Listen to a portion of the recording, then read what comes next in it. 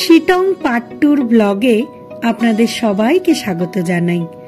সকাল সকাল একটা গাড়ি ভাড়া করে আমরা পরিবারের সকলে মিলে বেরিয়ে পড়লাম সাইট সিন দেখার উদ্দেশ্যে। আপনারাও আমাদের সাথে থাকুন।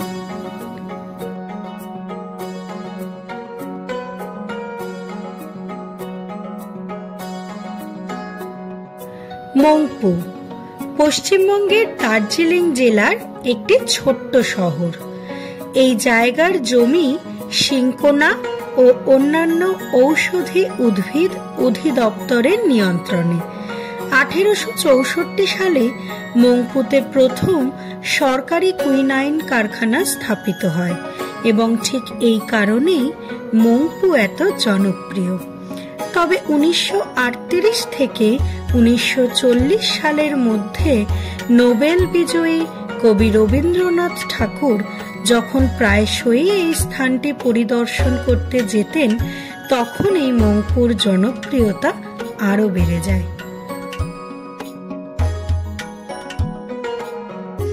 কবি তার প্রিয়া মৈত্রেয়ী দেবীর বাড়িতে থাকতেন, যিনি নিজেও একজন বিখ্যাত কবি ও ঔপন্যাসিক। পূর্বে বাংলোটি ছিল তার স্ত্রীরোগ বিশেষজ্ঞ স্বামী মনমোহন সেনের একটি সরকারি বাংলো, যিনি তখন সরকারি কর্মচারী ছিলেন। পরবর্তীতে বাংলোটি রবীন্দ্র ভবনে রূপান্তরিত হয়। এটি একটি মিউজিয়াম, যেখানে ঠাকুরের ছবি, চিত্রকর্ম, এছাড়া মিউজিয়ামের সমস্ত দেওয়াল জুড়ে রয়েছে তার নানান শিল্পকর্ম।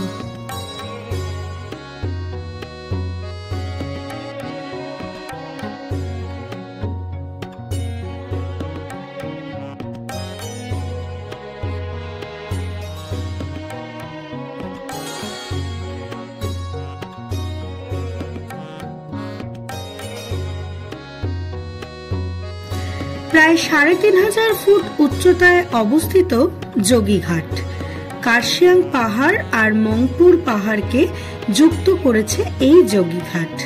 গ্রামের পাশ দিয়ে কুলকুল করে বয়ে চলেছে রিয়াং নদী। রিয়াং নদী এখানকার গর্ব।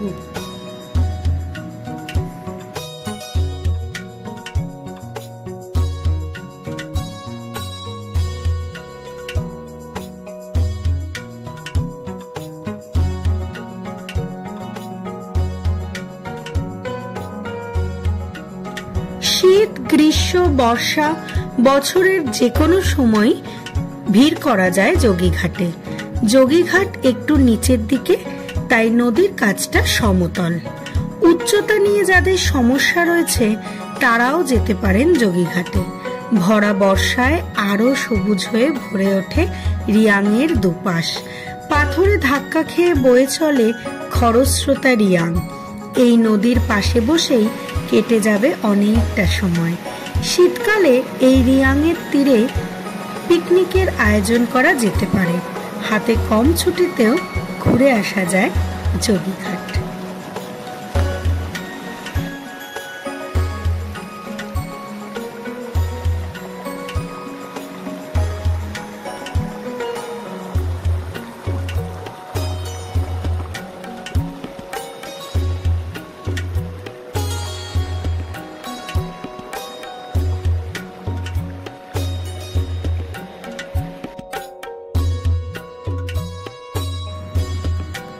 শিটং মানেই কমলা লেবুর বাগান। ডিসেম্বরের মাঝামাঝি সময়ে চাষ করা শুরু হয় এই কমলা লেবু। অক্টোবর থেকে জানুয়ারি পর্যন্ত যখনই কমলাগুলো পাকে, চারিদিকটা যেন অলৌকিক সৌন্দর্যে ভরে ওঠে। ফলে ভরা গাছগুলি চোখ ধাঁধানো কমলা রঙে আকর্ষণীয় হয়ে ওঠে। মিষ্টি লেবু জাতীয় কমলা উপভোগ করতে কিন্তু একদমই ভোলা যাবে না।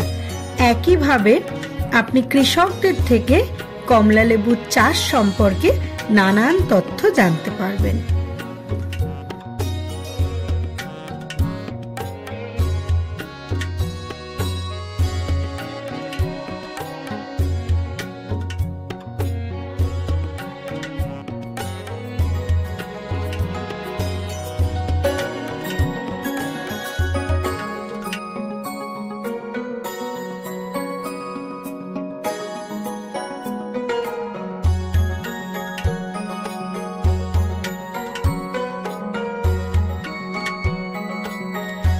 অহলদারা।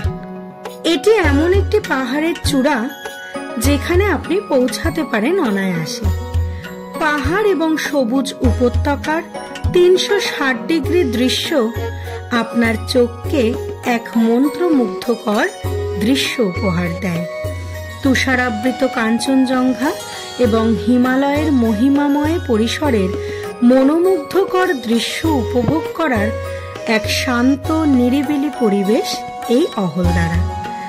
এখানে 8টা প্রশান্তকারী লোকালয়ে আপনি পিকনিকের পরিকল্পনাও করতে পারেন, যেখানে ছবি নিখুঁত পটভূমি রয়েছে এবং অহলদারা সুপরিচিত তার সূর্যোদয় ও সূর্যাস্তের দৃশ্যের কারণে, যেই সোনালী সময়টি আপনি ক্যাপচার করতে পারেন আপনার লেন্সে।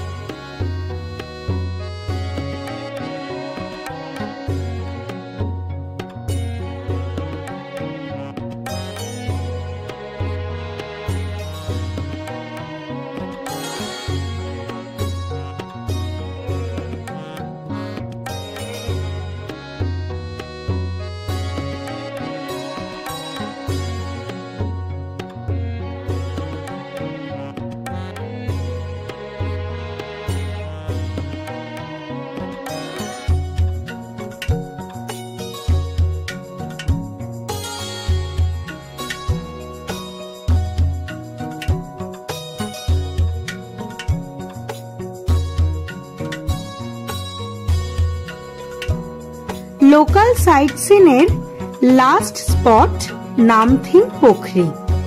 বিশ্বের বিরল প্রজাতির হিমালয় সালামান্ডারের আবাসস্থল এই নামথিং পোখরি একটি মৌসুমী হ্রদ যা শীতকালে শুকিয়ে যায়। আপনি এই হ্রদের আশেপাশে প্রচুর পরিমাণে পাইন গাছ দেখতে পাবেন। যে হ্রদটি শীতকালে একেবারে শুকিয়ে যায়, বর্ষাকালে তা একটি জলজ বাস্তুতন্ত্রে পরিণত হয়। প্রকৃতিকে উপভোগ করতে বা বিরল প্রজাতির হিমালয় সালামান্ডারের প্রজনন ক্ষেত্র হিসেবে আপনি একদিনের ভ্রমণের পরিকল্পনা এখানে করতেই পারেন।